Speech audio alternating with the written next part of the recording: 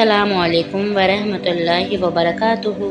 آج ہم ان حضرات کی بات کریں گے جن کو لوگ بہت کم جانتے ہیں لیکن ان کی شہادت بڑی اہم ہے۔ تو چلیں شروع کرتے ہیں۔ حضرت واحد بن قابوس کی احد میں شہادت۔ حضرت واحد بن قابوس ایک صحابی ہیں جو کسی وقت میں مسلمان ہوئے تھے اور اپنے گھر کسی گاؤں میں رہتے تھے، بکریاں چراتے تھے اور اپنے بھتیجے کے ساتھ ایک رسی میں بکریاں باندھے ہوئے مدینہ منور پہنچے۔ مدینہ منور پہنچتے ہی انہوں نے پوچھا کہ حضور کہاں ہیں؟ لوگوں نے کہا حضور تو تشریف لے گئے ہیں۔ معلوم ہوا کہ احد کی لڑائی پر گئے ہوئے ہیں۔ حضرت واحد بن قابوس بکریوں کو وہیں چھوڑ کر حضور کے پاس پہنچ گئے۔ اتنے میں ایک جماعت کفار کی حملہ کرتی ہوئی آئی۔ حضور نے فرمایا جو ان کو منتشر کر دے گا وہ جنت میں میرا ساتھی ہے۔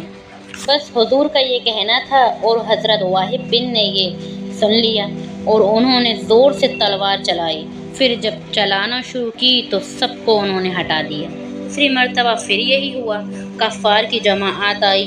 پھر حضرت واحد نے اپنی تلوار زور سے گھمائی اور پھر ان کو تہس نہس کر دیا۔ دوسری مرتبہ بھی یہی صورت پیش آئی۔ تیسری مرتبہ بھی ایسا ہی ہوا۔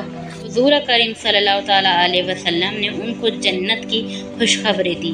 بس حضرت واحد بن کا اتنا سننا تھا کہ تلوار لے کر کفار کے جھمگھڑے میں گھس گئے اور شہید ہو گئے۔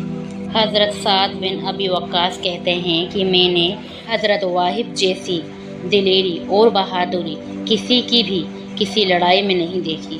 واحد جیسی دلیری اور بہادری میں نے کسی شخص کے اندر نہیں دیکھی۔ اور شہید ہونے کے بعد حضور کو میں نے دیکھا کہ واحد کے سریانے کھڑے تھے اور ارشاد فرماتے تھے کہ اللہ تم سے راضی ہو، میں بھی تم سے راضی ہوں۔